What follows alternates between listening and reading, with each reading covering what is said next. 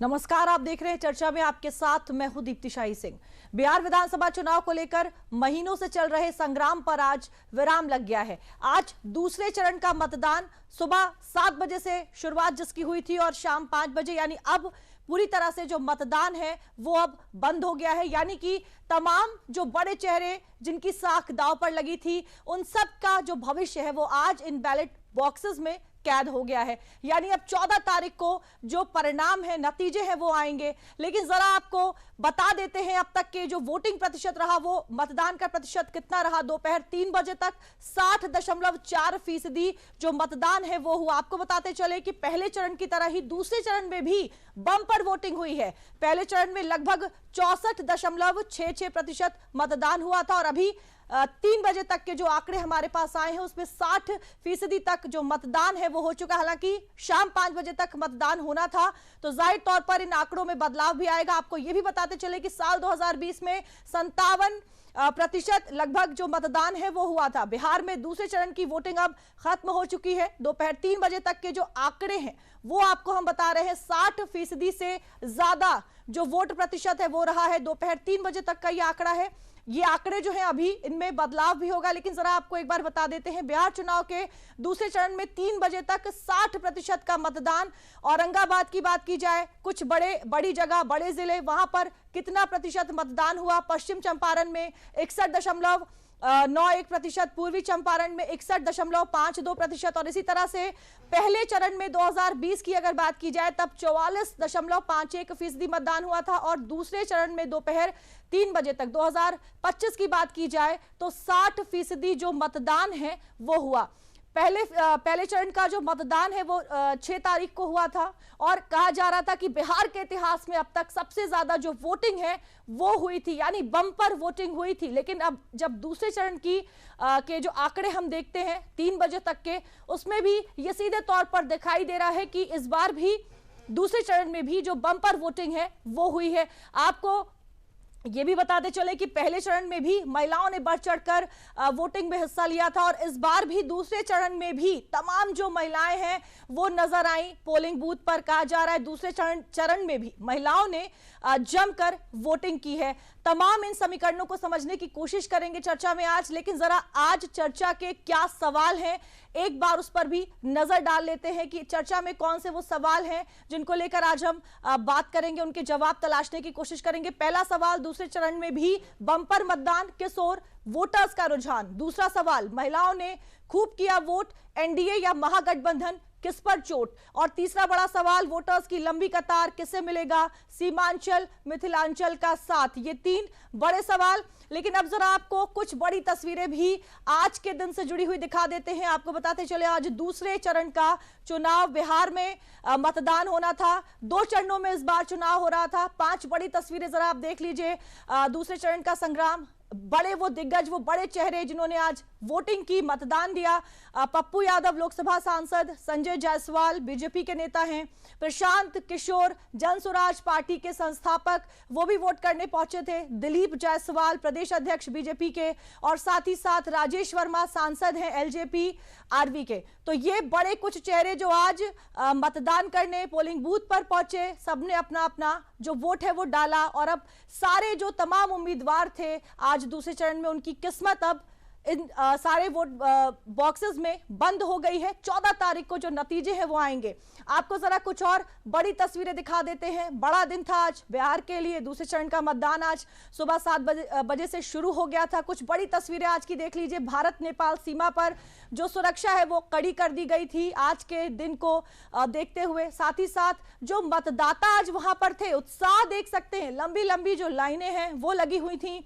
महिलाओं की बात की जाए, वृद्धजनों की बात की जाए, तमाम लोग वहां पर, युवाओं की बात की जाए, आज वोटिंग करते हुए वहां पर दिखाई दिए। मतदान के लिए जो बड़ी बड़ी कतारें लगी थी देख सकते हैं तस्वीरों में। बुजुर्ग और दिव्यांग मतदाताओं के लिए विशेष जो व्यवस्था है वो की गई थी। 110 साल की एक बुजुर्ग महिला वहां पर आज वोट देने के लिए पहुंची हुई थी। इसी तरह से जो दिव्यांग मतदाता हैं उन्होंने भी बढ़ चढ़कर आज इस मतदान में हिस्सा लिया। यानी कि हर क्षेत्र से लोग, हर कहा जा सकता है युवाओं की बात करें, महिलाओं की बात करें, सभी ने आज बढ़ चढ़कर हिस्सा लिया और शायद इसीलिए इस बार भी दूसरे चरण में भी पहले चरण की तरह ही जो बम्पर वोटिंग है वो हुई। आपको ये भी बताते चले कि सुबह सुबह ही प्रधानमंत्री नरेंद्र मोदी ने अपने सोशल मीडिया एक्स पर पोस्ट भी किया, लोगों को घर से बाहर निकलकर मतदान करने के लिए कहा, युवाओं से खास तौर पर अपील की कि आप भी बाहर निकलें और सिर्फ खुद वोट ना करें बल्कि अपने साथियों को भी वोट देने के लिए उनको कहें, उनको अपने साथ लेकर जाएं। और इसी तरह बिहार के मुख्यमंत्री नीतीश कुमार ने भी सुबह सोशल मीडिया एक्स पर अपना पोस्ट किया था और बिहार वासियों से अपील की थी कि ज्यादा से ज्यादा संख्या में आप घरों से बाहर निकलें और वोट करें। और जाहिर तौर पर शायद इन तमाम जो अपील जो की गई थी उनका असर भी देखने को मिला है, क्योंकि बिहार वासियों ने जमकर वोट किया है। महिलाओं की लंबी लंबी जो लाइन है वो दिखाई दी। आपको बताते चले कि पहले चरण में भी इतिहास बना था, क्योंकि पहले कभी भी इस तरीके से जो बम्पर वोटिंग है वो बिहार में नहीं हुई थी। तो तमाम इन्हीं मुद्दों को समझने की कोशिश करेंगे। हमारे साथ कुछ खास मेहमान भी जुड़ेंगे, लेकिन सबसे पहले हमारे सहयोगी हमारे साथ जुड़ रहे हैं। सीधा बिहार से हमारे संवाददाता अमरेंद्र गुप्ता जी। ठीक है, अभी उनसे हमारा संपर्क नहीं हो पाया है, एक बार फिर से उनके साथ जुड़ने की कोशिश करेंगे। लेकिन आपको बताते चलें कि बिहार चुनाव को लेकर तमाम जो दल हैं, तमाम जो नेता हैं अपने अपने दावे कर रहे हैं, वार पलटवार का दौर भी जारी है। जरा एक बार क्या कुछ प्रतिक्रियाएं आई हैं वो भी आपको सुनवा देते हैं। लिए बिहार में शिक्षा और रोजगार के लिए, पलायन बंद करने के लिए और भ्रष्टाचार को खत्म करने के लिए हर एक वोट जरूरी है। अपने घरों से निकलिए और सिर्फ घर में बैठ के, गांव में बैठकर बात करने से नहीं होगा। बूथ मतदान केंद्र पर जाइए और सही व्यक्ति का चुनाव कीजिए, ऐसे व्यक्ति का चुनाव कीजिए जिससे बिहार में बेहतरी हो, बिहार में लोगों के जीवन को बेहतर बनाया जा सके। अभूतपूर्व उत्साह है। मैं खुद अभी वोट देके आ रहा हूं और जिस प्रकार की भीड़ हर बूथ पे दिख रही है पूरे चंपारण में, वह बता रहा है कि इस बार आंकड़ा 70% से भी पार जाएगा। एनडीए के पक्ष में जिस प्रकार का एक आंधी चल रहा है वह बता रही है कि हम 200 सीट भी इस बार आंकड़े को पार करके और एक बहुत बड़े बहुमत से सरकार बनाने जा रहे हैं। अंतिम फेज का चुनाव है और जो देख रहे हैं इतना उत्साह है लोगों में वोट डालने के लिए, ये सबसे अच्छी बात है। लोग बिहार के लिए, सुशासन के लिए, शांति के लिए, विकास के लिए मुझे लगता है बड़ी संख्या में निकल रहे हैं। और मैं सुबह से जो देख रहा हूँ खास करके माता बहन जो निकल रही है, हाँ शायद कोई बची नहीं जो घर से नहीं निकली है। और लगता है सुबह का जलपान वगैरह भी नहीं बनाई कि सुबह सुबह से लाइन लगा के खड़ी है। तो बड़ा उत्साह है लोगों में, ये बहुत पॉजिटिव साइड। तो हमारे साथ कांग्रेस के नेता हैं संदीप त्रिपाठी जी, वो हमारे साथ जुड़ गए हैं। नमस्कार सर, बहुत बहुत स्वागत है आपका चर्चा में। संदीप जी, देखिए पहले चरण में बम्पर वोटिंग हुई है, दूसरे चरण में भी बम्पर वोटिंग हुई है, क्या कैसे देखते हैं? आज दूसरा चरण भी समाप्त हो गया है। इस साल की ये सरकार चली और कोई काम लोगों का हुआ नहीं, पलायन वैसे का वैसे रहा। जंगल राज की बात करते हैं, लेकिन आज जंगल राज की कंडीशन ये है कि पहले से ज्यादा अपराध है। तो इन सारी चीजों के खिलाफ जनता मतदान कर रही है और वही मतदान दिख रहा है। अब भारतीय जनता पार्टी ने कोशिश भले की। अब मुझे स्पीकर पर संदीप जी की आवाज दे दे प्लीज।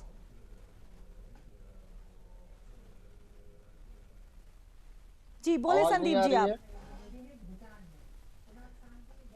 जी, तो दुर्भाग्य ये है कि 20 साल शासन चलाने के बाद भी पूरे चुनाव में भारतीय जनता पार्टी, जो कि एनडीए को राष्ट्रीय स्तर पर लीड करती है, उसने केवल और केवल निगेटिव कैंपेनिंग की और सिर्फ विपक्ष के नेताओं को क्रिटिसाइज करना, आलोचना करना, अपने काम के आधार पर जिस तरीके से ये वोट नहीं मांग पाए उसका प्रतिकार जनता ने किया। और वो दिख रहा है कि किस तरीके से जो है लोग वोटिंग कर रहे हैं। और छठ का पर्व भी था, लोग घर पे थे और ये बहुत सारे लोगों के लिए अब की बार सौभाग्य था कि वो बेचारे पलायन से जो ग्रसित रहते, उन्होंने वोटिंग करने का उनको मौका मिला, उन्होंने वोट किया। इसलिए वोटिंग परसेंटेज हमारे जो है हक में है। और मैं फिर दावे के साथ वहाँ इंडिया गठबंधन पूर्ण बहुमत की सरकार बनाने जा रही है। और मैं ये कहता हूँ कि 150 से 180 सीट के बीच में रहेगी।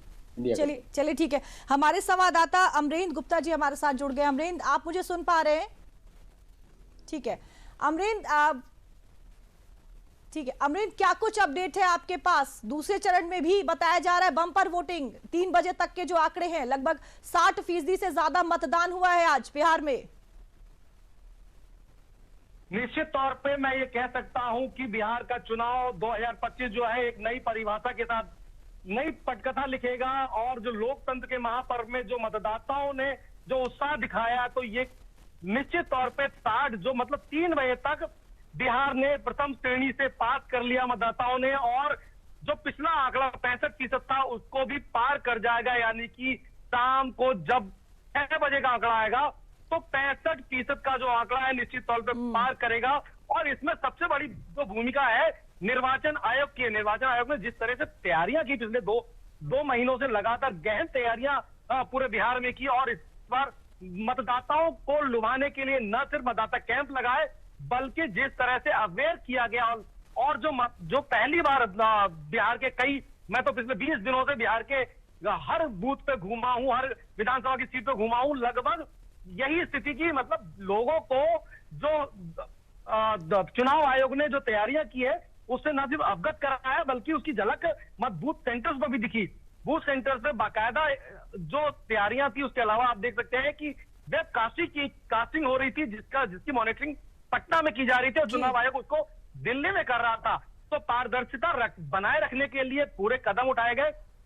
पूरी तरह से जो लेयर जो सुरक्षा की थी वो 3 लेयर सुरक्षा में रही, यानी कि पैरामिलिट्री फोर्सेस रही, बिहार पुलिस की टुकड़ी रही, और इसके अलावा मतदान कर्मी भी उस पूरी व्यवस्था में शामिल रहे।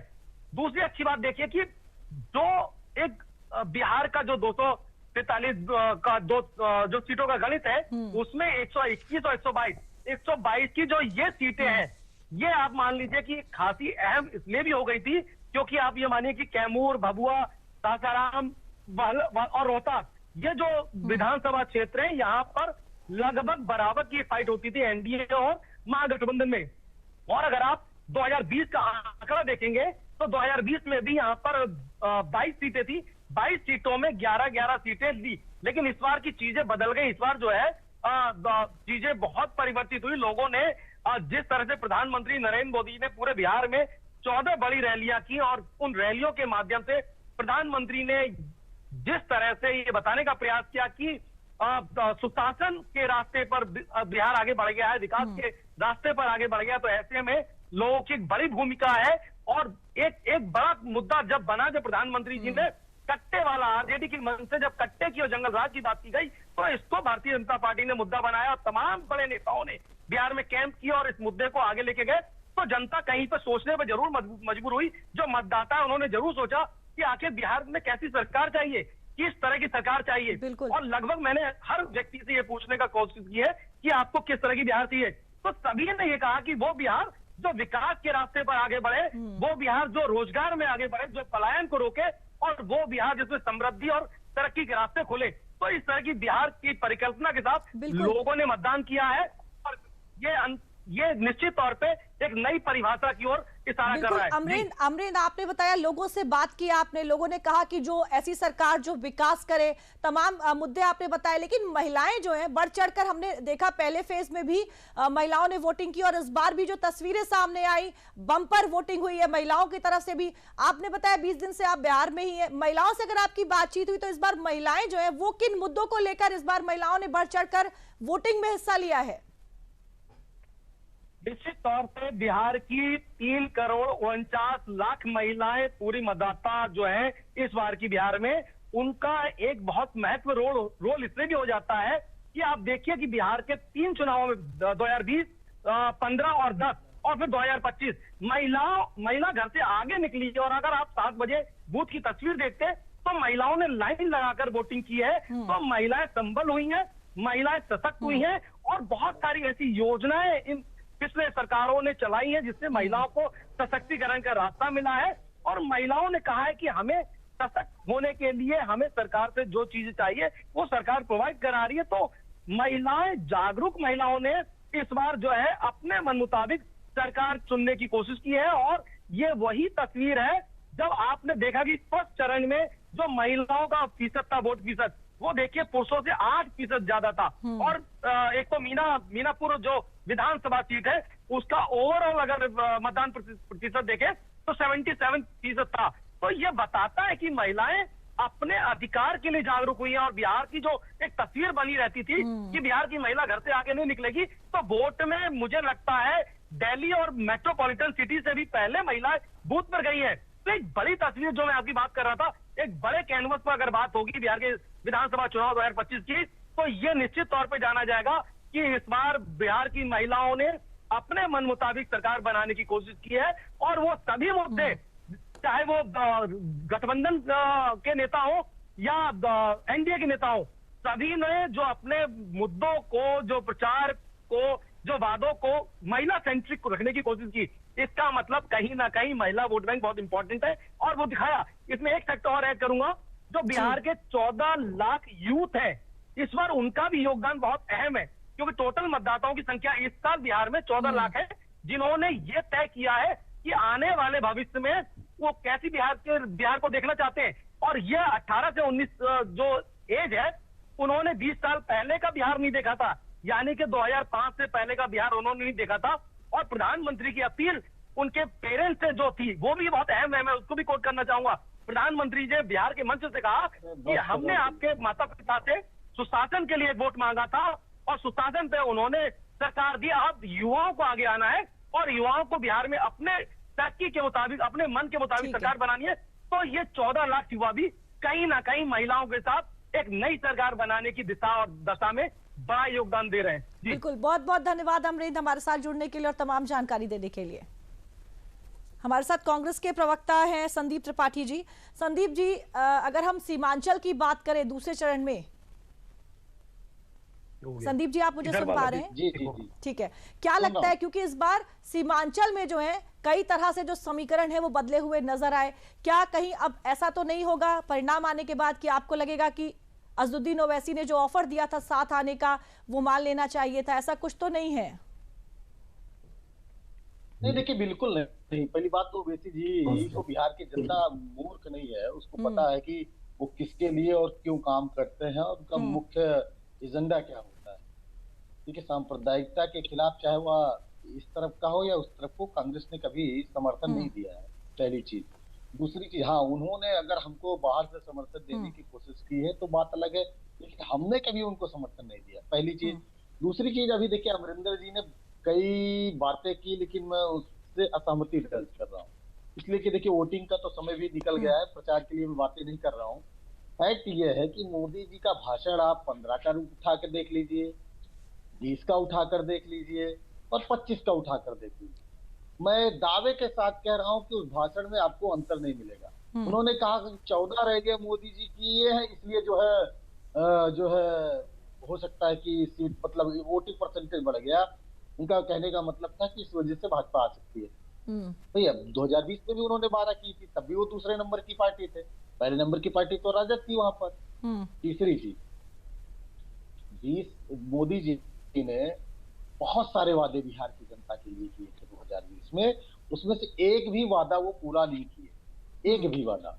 अब देखिए, अगर आप एयरपोर्ट की बात करेंगे, उत्तर प्रदेश में 9 एयरपोर्ट उन्होंने चुनाव के पहले उद्घाटन किए, जिसमें से 7 आज की डेट में बंद है। तो क्या बिहार के लोगों को, आज इंटरनेट का जमाना है, हर व्यक्ति को, बच्चा पढ़ा लिखा है, वो मोबाइल चलाता है, सबको पता है कि 9 वहां किए, 7 बंद हो गए थे। हमारे यहाँ बाबा आया है, फिर से गुरु घंटाल है, फ्रॉडगिरी करने आया है।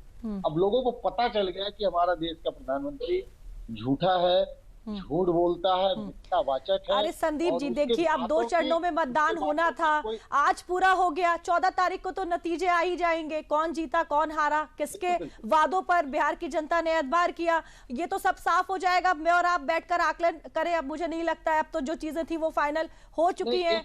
बजाय इसके बिहार को लेकर अभी जो सवाल आपसे पूछा, मुझे लगता है इसके लिए काफी वक्त मिलेगा 14 के बाद महागठबंधन को भी और एनडीए को भी, क्योंकि जाहिर तौर पर जो जीत जाएगा, हारने वाली जो पार्टी है वो उसको लेकर तमाम बयान देगी, तो इसके लिए बहुत वक्त मिलेगा। सर, आप प्रधानमंत्री मोदी के बारे में बात करने के लिए भी आपको बहुत वक्त मिलेगा, लेकिन अभी जो सवाल मैंने आपसे पूछा है कि सीमांचल में क्या लग रहा है, इस बार समीकरण कैसे होंगे, जल्दी से जवाब दे दीजिए, क्योंकि बीजेपी के प्रवक्ता भी हमारे साथ जुड़ गए हैं। दो चीजें मैं कह दूं कि सीमांचल में अगली बार जो है 6 सीटें मिल गई थी, अब की बार जो 5 सीटें मिल गई थी, अब की बार वो भी 5-6 सीटें जो पा गए थे, अब की बार वो भी नहीं मिलने जा रही। पहली चीज। दूसरी चीज, मैं मोदी जी की बात इसलिए कर रहा हूँ कि अभी किसी ने उनकी बात रखी थी, या तो उनको टोकना चाहिए था आपको कि अब चुनाव हो गया, चुनाव की सारी बातें करिए। तीसरी चीज महत्वपूर्ण ये बात है कि देखिए, मैं जो कह रहा हूँ, हम लोग डिस्कशन कर रहे हैं कि इतने वोटिंग परसेंटेज बढ़ा तो क्यों बढ़ा, महिलाओं के भागीदारी। देखिए, अब महिलाएं, बिहार की सच्चाई यह है कि वहां पर लोग पलायन करके नौकरी करने जाते हैं। बिहार है, दुबई से करने, वोटिंग करने तो नहीं आएगा। गल्फ कंट्रियों में लोग जॉब करते हैं, जो है कोई कर्नाटका में है, कोई तमिलनाडु में है, कोई पंजाब में है, तो हर व्यक्ति तो नहीं पहुंचाया है। यही वजह है कि आप देखिए कि 3 पंचवर्षीय वोटिंग का आप देखेंगे तो जो भी चुनाव होते हैं उसमें महिलाओं की संख्या इसलिए ज्यादा होती है क्योंकि पुरुष बेचारे तो नौकरी करने के लिए नकारी सरकार की वजह से उनको बेचारों को घर छोड़कर बाहर जाना पड़ रहा है। तो जाहिर सी बात है। और देखिए, महिलाओं की, और देखिए एक मजेदार बात, महिलाओं की बात हो रही है, आप एक देखिए कि सेक्स रेशियो महिला और पुरुष का जो रेशियो है वो वोटिंग जो वोटर लिस्ट में होता है वो घट गया। क्यों घट गया? क्योंकि आपने महिलाओं का सर्वाधिक वोट काटा। आपको विश्वास था कि महिलाएं वोट नहीं देंगी हमको, हमने शराबबंदी की महिलाओं को खुश करने के लिए, लेकिन आज शराब घर घर बिकने लगी। तो ये सारी चीजें थी, इसलिए आप ये चलिए ठीक है संदीप जी, मुझे लगता है कृष्ण मोहन जी से अब जवाब ले लेते हैं, काफी देर से वो इंतजार भी कर रहे हैं। कृष्ण मोहन जी, क्या लग रहा है आपको? देखिए, दूसरे चरण में भी बम्पर वोटिंग हुई है, महिलाओं को लेकर भी बात हो रही है। संदीप जी कह रहे हैं कि ऐसा आपको पहले से लग गया था कि महिलाएं वोट नहीं करेंगी, और तमाम कई तरह के आंकड़ों की बात वो कर रहे हैं यहाँ पर। दीप्ति जी, एक बात स्पष्ट कर दूं कि ये जो प्रचंड लोग वोटिंग कर रहे हैं, ये एक बदलाव की बयार है, और प्रचंड बदलाव की बयार है कि भारतीय जनता पार्टी की सरकार, वहां पर एनडीए की सरकार बनने जा रही है। एक विषय, हमारे साथी ने कहा कि महिलाएं बहुत परेशान है शराबबंदी को लेके। पहली बार दुनिया में ऐसा मैं एक वक्तव्य देख रहा हूं कि शराबबंदी को लेके शराब बंद हो और महिला परेशान हो जाए। शराब बंद होने से महिलाएं सर्वाधिक प्रसन्न होती है, परंतु साथी ने कहा